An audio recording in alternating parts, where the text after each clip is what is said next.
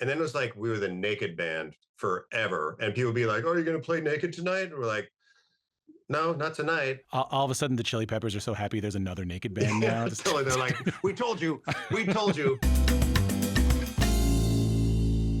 How are you? Thanks for being here. Good. Thanks for having me. How's putting out a book versus putting out a record? It's a lot more responsibility because I'm the only one that can do the press and the lifting for it.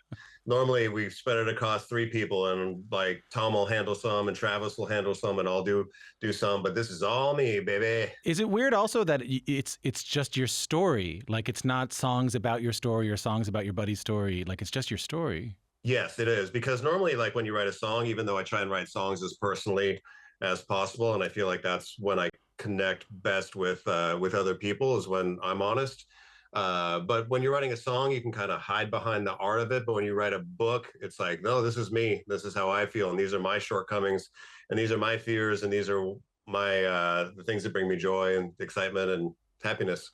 Fears and shortcomings and joy and happiness, but also like the hard things that you've gone through. And I know it's sort of a weird way to start, but you know, the one of the first stories you tell in the book is about your parents' divorce and how that really shaped you.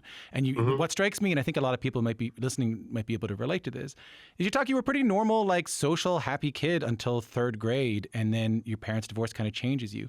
Looking back now as an adult, what do you think happened to you?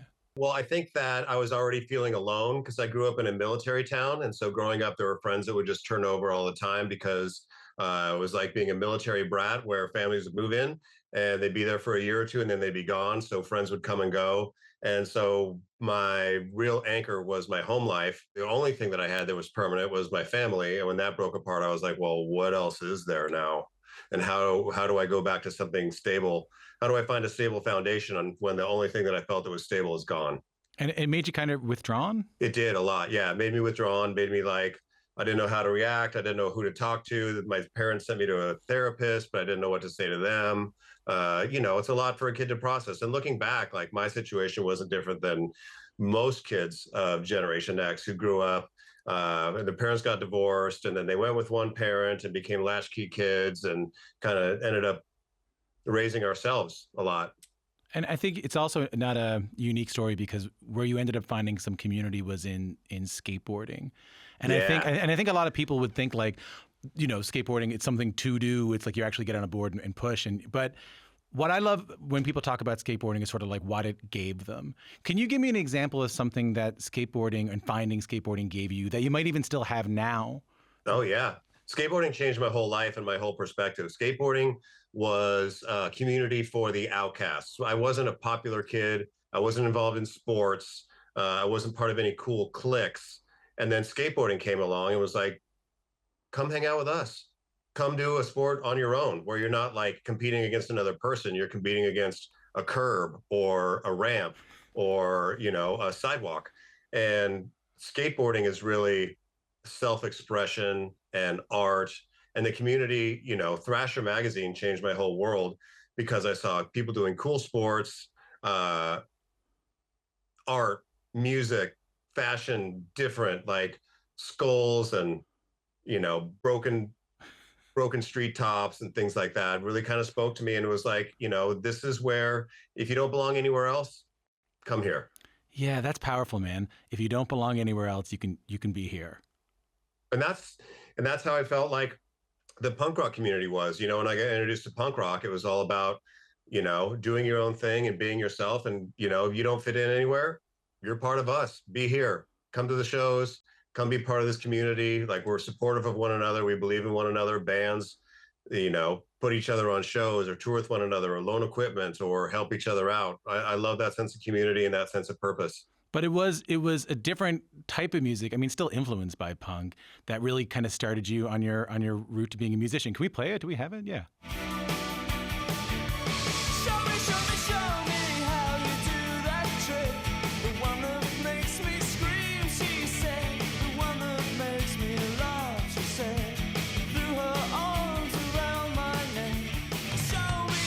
That is The Cure and Just Like Heaven. I tell you the reason I was looking up and like holding my headphones that way, because I was like, what is it about I don't really even hear a tremendous bass line. Like, there is a tremendous bass line what does it go in that like? Song. It's very basic, but it really lays the foundation for the song. And it was literally that song that I heard that ignited my passion for The Cure and really started making me think about how the bass worked. When I got into The Cure, I was listening to the bass line the whole time, and something about that instrument drew me to it. And what I've learned since is that I like what the bass guitar does. It ties the rhythm of the drums to the melody of the guitars and the vocal and kind of brings everything together. And that's what I feel like I do in Blink. And that's what I feel like I do in the world, is try and find these two things and help them make sense together. I love the story you tell about when you finally got to meet Robert Smith and he tried to kiss you. He did. We were so stoked. And whatever it was, 2003, when we recorded the Untitled record, we wrote this song that was kind of dark and moody. And Tom was like, you know who'd be great to sing on this is Robert Smith from The Cure. And so I was like, yeah, that'd be great. I wonder how we could. And he was already on the phone calling people. Turns out one of our good friends was partial manager of The Cure. And talked to Robert. Robert agreed to do it. He was on the song. And then, later we were touring, we were playing in London, and we asked Robert, hey, would you come out and sing on that song live? And he graciously agreed to do it and came out and sang the song. And we covered Boys Don't Cry. It was one of the highlights of my whole career, my whole life, because here's my hero, Robert Smith, on stage with us, singing a song that we wrote and singing a song that he wrote. And then afterwards, we were all hanging out in the dressing room, and I was saying goodbye to him, and he gave me a hug, and he came in and gave me a big old kiss. It's great. It was awesome. I should have kissed him back. I love how at first you were like, oh, I'm sure he doesn't mean it. And then he says something like, no, come on, come on. Yeah, at first I was like, whoa, because I thought like we had just like, I thought he would gone in for a hug and like missed or something. And he said, no, come here and do it proper. You mentioned Tom there. We should get this out there. So the meeting of you and Tom DeLonge, your kind of co-founder of Blink-182, is a big moment in the book, and I really love that moment too. You're kind of getting away from everything. You're kind of kicked out of your dad's house. You go to college. You're brought by a friend who thinks you guys might get along, and then that night you write Carousel, which you guys still play. So you write the beginnings of it. The question I have is like, did you know immediately? Did you what was it about Tom? Did you know, okay, this is the guy, he's going to be in my band. He's going to be with me forever. He's it? Yeah, for sure. From the first moment that I met Tom, something special clicked, not only in our sense of humor and our personalities and the way that we think about the world, but when Tom asked me, do you have any ideas for a song to start? And I said, well, I have this idea. And I played him the beginning of Carousel, and his eyes lit up, and he was like, oh, that fits perfectly with this thing that I've been working on. And he started playing this guitar line, and it was literally in the same key. So we had the same song idea before we met one another.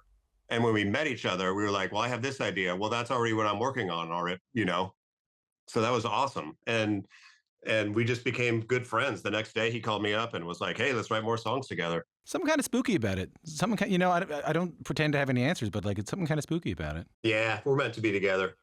That's sweet. And you we're guys had there's lobsters. If you watch Friends, you'll get that reference. I was thinking more of the lobster who pulls you back into the pot. The summer, yeah, that too. The summer you had was a wild one. Can you give us a radio friendly memory of that first summer with Tom? Oh, we were just absolute skate rats. We just loved it. We were punk rock skate rats. We would skate everywhere. We would break into pools. We would break it. Like there was this hotel called the Cortez in downtown San Diego that had been closed down for years, but you could still break in and skate their pool. So we used to do that all the time. We got chased out of everywhere, chased by security guards and cops and landowners and everything else. And we just wanted to skate and play punk rock music, and we would play backyard barbecues or parties or in people's houses. And then Tom started calling up coffee shops and clubs and begging, can we please come play your venue, or can we please play your coffee shop? He called up his high school and said, hey, now that I'm graduated, I play in this band, and it's a motivational band with a strong message. And they were like, yeah, come out and play. And we just started playing on his high school quad until they kicked us out. It was great. Loved it. I love that he said you guys had a motivational, strong message. Yeah, but we didn't. We never will. I don't know. We'll talk about that later. But okay. You guys were gigging for 7 years before the opportunity came to be. I guess when I found out about you, which is when you got signed to a major label. You wrote this book with Dan Ozzi, who I actually talked to a couple of years ago for his book Sellout. Yeah. And so I was really, and which is for people who haven't read it, is about like a lot of different cases of bands in punk rock and roll who their kind of decision to. I was actually listening to a great podcast the other day called Major Label Debut about that, about bands who have to make their major label pivot. What conversations were you having as a punk rock band within one another about the decision? Well, we really wanted to sign with Epitaph at the time. It was time to move to a major label. All these major labels were looking for pop punk bands to sign because Green Day and Offspring had been such a huge smash hit on radio and kicked open doors for alternative radio and punk rock. And so there was like this signing spree, and people were sniffing around Blink-182. And we're like, you know what? We're really more of an Epitaph band, an indie label that had bands that we grew up loving. You know, like they had Descendants, and they had Bad Religion, and they had No Effects, and they had all these awesome bands, Down by Law, bands that we were idolizing our whole youths, and they wanted to sign us. But then MCA came in and bought the label that we were on and said, there's no way you're signing to Epitaph. You're coming to us. And in fact, if you want to leave to go to Epitaph, I think it was like $1 million to get us out of a deal. And Epitaph's like, yeah, we can't do that. There's no way. That's way too expensive. And so at that point, we went to MCA and we were talking with them and met a bunch of great people there. And we were like, okay, this feels like it might happen. And, you know, we trusted the people there. We had a few really key people in great places in the MCA corporate hierarchy, or whatever you want to call it, that really loved music and were great people and kind of took us and shepherded us through the major label system in a way that really worked out great for us, obviously. And I felt blessed because we signed with a major label and it worked out great for us. And I feel like we never had to compromise what we were as a band and what we wanted to do musically. Like nobody ever came to the studio to check up on us. Nobody came to the studio when we were recording Dude Ranch. Nobody came to the studio when we were recording Enema of the State. And nobody came to the studio when we were recording Take Off Your Pants and Jacket. Like for years and years and years, we were just left to our own devices, and it worked out for us. It's more about the perception that I find interesting. Like, did any fans turn on you? Oh, totally. People were so pissed at us. How could you sign with a major label? You know, back then, like signing with a major label was like signing a deal with the devil. You're basically saying like, you know, turning your back on the punk rock community. But we didn't look at it like that. We were like, no, we're bringing the punk rock community with us. Like, you know, we ended up getting bands like Newfound Glory signed and Phoenix TX signed, and helping even bands like Simple Plan get signed, not to our label, but to different labels, and trying to help. Because that's what I love, like I said earlier, about the community of punk rock, is when you get your chance to shine, you bring your friends with you. Dude Ranch comes out, it's a gigantic hit, a slow hit, but it becomes a really big hit. And then through the jigs and the reels, Travis Barker joins the band on drums. And it was fun for me, and I don't want to disrespect anyone who was ever in the band, but it was fun for me to listen, to get ready for this interview, to pre-Travis Blink and then Travis Blink. And it's wild. Can you define for people listening to this what Travis brought to the band? So before Travis joined the band, Tom and I musically were trying to write the better pop punk song, trying to write the better punk rock song, trying to write better lyrics, better whatever. And Travis came in, and he grew up same as me and Tom, listening to punk rock and skateboarding and growing up in that community. But he also loved heavy metal, and he loved rap and hip hop. And he grew up playing in jazz bands, and he grew up playing in drumline. So Travis had this entirely separate musical knowledge, like a technical that he brought knowledge to Blink, that Tom and I weren't experimenting with yet. So, you know, Travis would bring in these cool Latin beats, and Travis would bring in these cool heavy metal beats, and he'd bring in, like, you know, he's always had this idea of bringing hip hop beats into punk rock, and he was doing that with Blink. And so we started doing that as well, and just really expanded what Tom and I were trying to do musically. And even now, like, I'll come with an idea that's fairly well formed, and Travis and Tom will get in the room, and what Travis does to a song makes it exponentially better. And I never know what that means or what that's going to do. It could either be, I read this riff, and Travis like, oh, I'll do this over it, and it's like this really complicated mathy beat, or it could be super fast, or it could have, like, you know, a Latin influence, or it could have a hip hop influence with like punk rock drums with trap hi-hats, or whatever it is that just elevates a song and makes it way cooler. Yeah, I agree with you on that. Like, I even just listened to Rock Show, which is later on the way in right now, and he does like 5 different patterns in that are just unexpected, you know? And even like he'll change it up live too. Like we'll be playing live, and he'll just start playing something different in the middle of it. You're like, oh, that's really nice. That's really pleasant. I enjoy that. So let me get to how, like, a lot of Canadians would have found out about you first if they didn't get to you on Dude Ranch. Can we play the tune?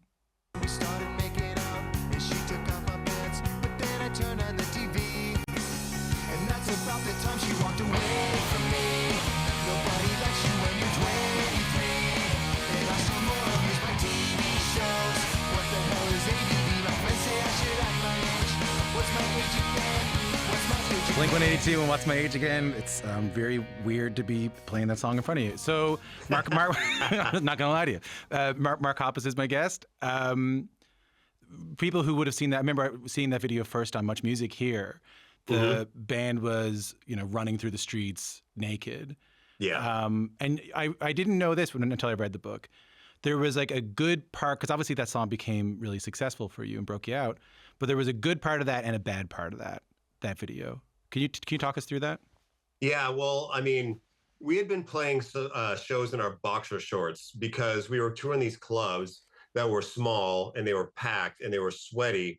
And so we always played with no shirts on. And then there was one show, it was in Salt Lake City, and it was so hot that Tom was like, let's just play in our boxer shorts. And so we did.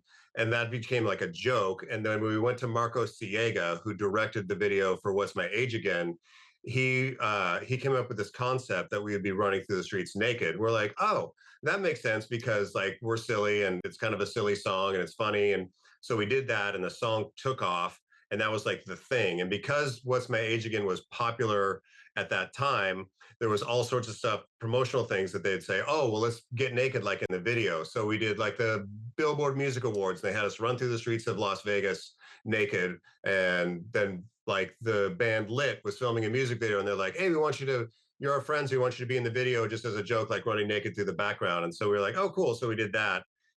And then it was like, we were the naked band forever. And people would be like, oh, are you going to play naked tonight? And we're like, no, not tonight. But I mean, we did it to ourselves, so we kind of deserved it, but it stuck with us forever. And it's still there. People ask if we're going to play naked. We're like, no. all of a sudden, the Chili Peppers are so happy there's another naked band now. They're like, we told you. Did any, like, when you did the All the Small Things video, which was a parody of like Backstreet Boys videos and NSYNC videos and Britney Spears, Christina Aguilera, I was wondering about this. When you ended up getting into that TRL world and playing with them, these people at the same time, did anyone ever have words with you? Anyone ever had anything to say to you about it? Some people gave us dirty looks, and I got that. You know who was always really cool was Lance Bass and Justin Timberlake. Always were like, that video is so funny. Like from the beginning, like, because we'd show up to award shows and the people that we had just been mocking in our video were in the same room with us.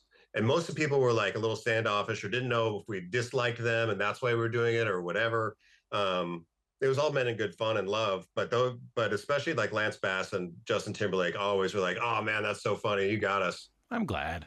Yeah. The reason I wanted to say, we'll talk about it later when you said we haven't written anything meaningful ever, is I wanted to talk a little bit about Adam's song. And I think that any Blink-182 fan will know that there's this like duality of the band that can be really funny and weird and silly and dirty, but can also be really poignant and sweet and heartfelt and can really kind of express the anguish you feel a lot when you're that age. Right. And Adam's song, for people who don't know, is the song about depression and loneliness and teen suicide. But what you wrote was that it helped you writing that song.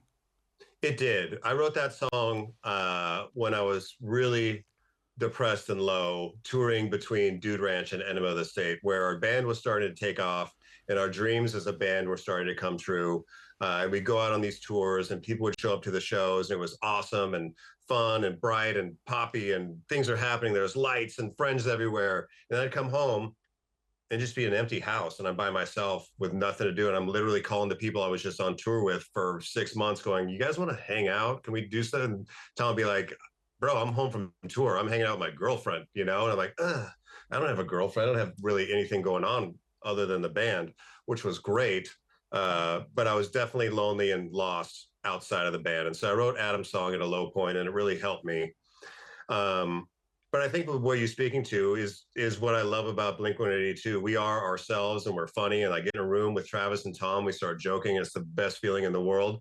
But when we write our songs, there's songs that are supposed to be funny and there's songs that are supposed to be anthemic and make you want to go out and conquer the world, and there's songs that mean something, or we talk about depression, or we talk about, Tom wrote Stay Together for the Kids about his parents' divorce, and it's just the most beautiful song about one of the most painful things that people endure in their lives. And all three of us grew up children of divorced homes, so I don't know. I love that duality about our band, where we can get up on stage and sing the most heartbreaking song, but also, make fun of each other as well. There's a couple of parts I was looking forward to reading because I was curious about. And it was about, one of the parts was about what happened with you and Tom, especially the first time he leaves the band. Mm-hmm. And I just want to say that, like, it's a story that it gets told a lot. Like, it's the story of the Beatles. Like, the bands get really big. They get together when they're 18 or 17, and they get a lot of money, or they get a lot of fans. They make a lot of new friends, or they just grow as people. I'm kind of putting words in your mouth right now. Nope. But what do you think happened? I think that starting off a band when you are, literally like graduating high school, starting college, there was a unity of purpose in the three of us, where that Blink was all we had when we started off. We were touring in a van, and when we left to go on tour, there was no way to get a hold of us. It was just us in the van. There were no cell phones. There was no internet. There was no way to get a hold of us. Maybe somebody could fax a letter to the venue or leave a message at the venue, but we never knew where we were going to sleep at night. Other than what time we had to be at the venue, we didn't know where we were going to be on any given day. So the three of us were just together in this little crucible doing one thing. And then, the band starts to get some success and everything's great. And then you get married and you have girlfriends and you have a house and you have other things pulling you. And then we have kids. If you think about it, there's nobody really that I was great friends with in high school and in college that I still talk to every single day and want to be in business with and want to create with and have gone through similar things. I mean, you grow up and your time gets divided and priorities get changed. And so there was a time when, like, Travis and I really wanted to keep touring, even though we were married and we had young kids and babies at home. And Tom was married and with young kids, and he wanted to stay home. And that was the friction there. Tom still wanted to do Blink, but not like Travis and I wanted to do Blink. And that was the main friction there. So how do you rectify that? People change as life goes on. And luckily, the three of us worked through all that and found each other again in 2022, and are here in 2025 doing what we've always meant to do.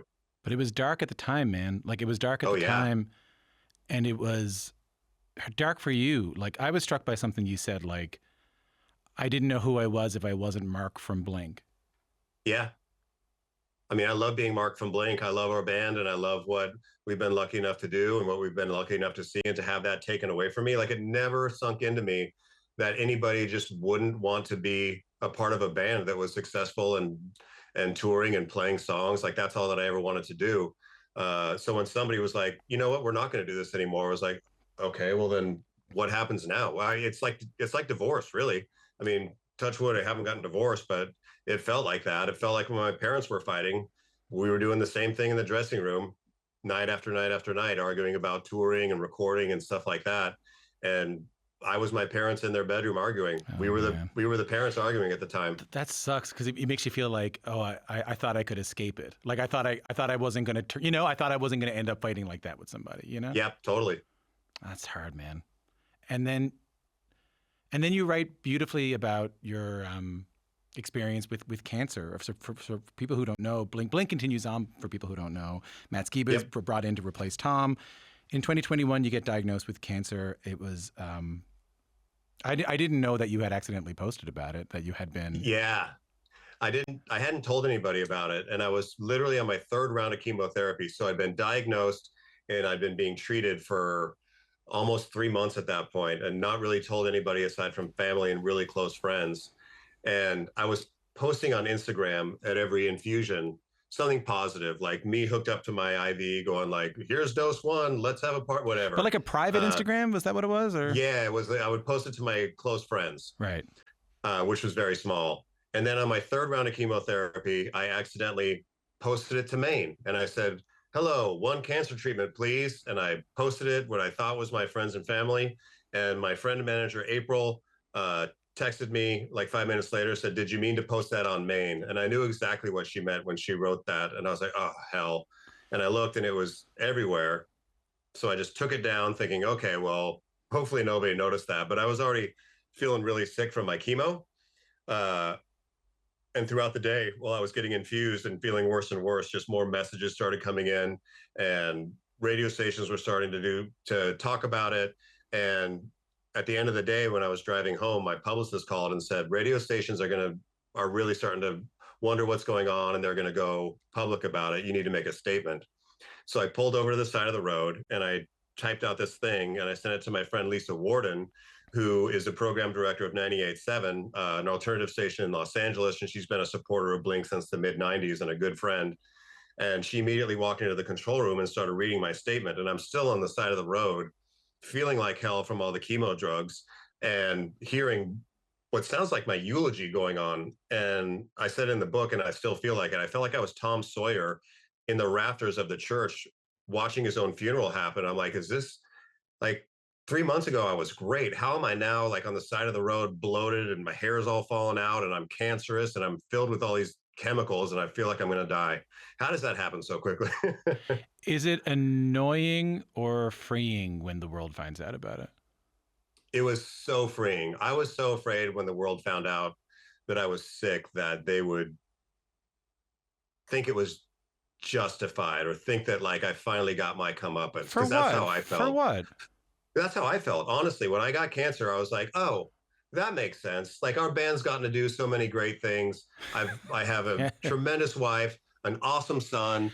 I've stood on every single continent on planet Earth. We've had #1 records and sold out arenas and like, of course, like the bills come due. Like you can't keep having good luck and blessings. Of course, this is going to happen. So I thought when it was public, people can be like, haha, but people were so kind and people were so thoughtful and sent kind messages, and like it healed broken friendships and broken relationships. It healed my broken friendship with Tom. So much good came out of people finding out that I was not doing so well, that it really helped me a lot. And it fortified me for the rest of the, for 4 more treatments. Were you, and I mean this in the best way possible, were you apprehensive at all? I mean, Tom had come into your life and gone out of your life a couple of times up till that point. Were you apprehensive at all when he reached out and was like, hey, I want to come back in, and you were like, okay, I'm going to let you back into my life through this thing? No, not at all. I mean, because even through all the acrimonious times, like there were stretches of years where Tom and I wouldn't talk at all. Like we wouldn't talk on the phone, we wouldn't text, there'd be no communication for years at a time. But then tragedies happened, Travis's plane crash or my sickness. And then Tom calls up and is like, how are you? And like all the bad blood and the grief and the animosity, hard feelings just melt away, and it's just friends and brothers. Like, is there a lesson there, or do you have to go through it to get there? I feel like the lesson was in going through everything. I think that because Blink has had to work so hard for so long, that we really appreciate everything that we have. We appreciate all the hard work that it took to get here and how lucky we are to get to have this band and these moments together. And I think this is all, the most, aside from family or whatever, is the most important thing in all of our lives, especially creatively, that we love doing and don't ever want to stop. What's the thing that you learn when you, like, for your own life? Like, do you see life differently after going through something like that? I do. I prefer a much smaller life now, closer friends, a smaller group of friends, everything seemed to just shrink down to this one little tiny tight knit circle. And that's how I like it. I travel small. My group is very tiny right now. Why is that? What happens after you survive cancer?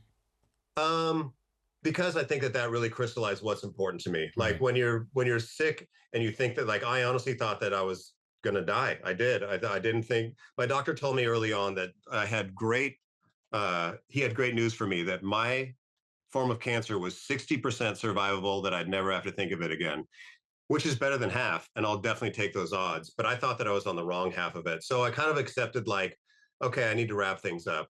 And what do I need to do that? And it was the same way during the LA fires when we got the evacuation warning. And you had to go through your house and you're like, what am I going to save from my house because it might burn down? And you go through and you realize it's not any of this stuff. It's the memories and the people and the things like that. Like all this stuff can be replaced. It's the people and the love and the friendships and everything else that really matter. And so I'm like, okay, well, which friendships and which people and which memories and what love really matter to me? And you figure out like fake friends, I don't need it. Like I don't need to waste my time with fake friends or whatever. I like the real people in my life that I talk to every day are the best people in the world, and that's how I want it. Yeah, you realize you'll survive this, but you're not going to stick around forever. So what Yeah. is the important thing? What is the way I want to spend my life? That's powerful, man. That is. Thanks. I wish I didn't have to go through cancer to come to that realization. I wish I could have just like, listen to this podcast and this show and Yeah, and come to that realization. Well, but that's it's true. That's everyone else's experience now. Is they get to listen to it and they go, Oh, yeah. I learned that But without. what's really cool? Can I Oh, say yeah, what's really go on, cool go. is going through this cancer experience. So many people have come up to me over the past few years and have had family members or friends or they themselves have been diagnosed and asked for help, or like, what do I tell my friend who is just diagnosed with cancer? Like what wisdom or knowledge or whatever. And being a survivor and talking to fellow survivors or people who've gone through it as well, like I'm proud to be part of that community and be able to help people and give people advice and say, well, this is what worked for me and this is what didn't work for me. And obviously everyone's different. But like, I appreciate that trust that people give me, because it is one of the hardest things to get told that like you have cancer or somebody you love have cancers. And we were so lost when I found out. And my wife was so kind and researched, what food to eat and what this and this. And she was like by my side the whole time. And so be able to pass some of that knowledge on helps me every day. What's the most common thing you find yourself telling them? To be kind to yourself. To the people who are sick and they're like, I'm going to go do chemotherapy. And I'm like, be kind to yourself. Rest when you need to rest. I felt like I needed to be up all the time. Like, I'm not going to let this chemotherapy keep me down. I'm still going to keep about my regular life and I'm going to live like and I should have slept a lot more. I should have just and I sat on the couch a ton, but I should have allowed myself to like take a couple of days off and just, you know, recover from the treatment or be tired and I still struggle to do that now, because on this side of cancer, there are days when I just feel off and there are days that I just feel weak. And there are days when I have really bad brain fog. And on those days, I got to be like, okay, well, it's one of those days. So take it a little bit easy. Well, maybe this is a good way to end. So like, we're going to play a song out of this. Let's say you're having like an only okay day out on the road and you're on stage with Blink. Is there a song on the set list that you look forward to? Is there a song on the set list that every night you're like, if I can just get to there, I'm good. That's my happy moment there, that one. Let's see. I mean, honestly, when I walk on stage, everything is good when I get on stage. Uh, you know, going through all this and having Blink be where we are right now, and literally just today we announced a brand new tour. We're talking about the next record and things like that. When I'm on stage with Travis behind us and Tom on my side, like there's no better feeling in the world. Like that is when I feel like myself, and that is when I feel like the universe is right. That's a beautiful thing. Lovely to meet you, man. Thanks for making the time. Yeah, thanks very much for your time. Nice talking with you.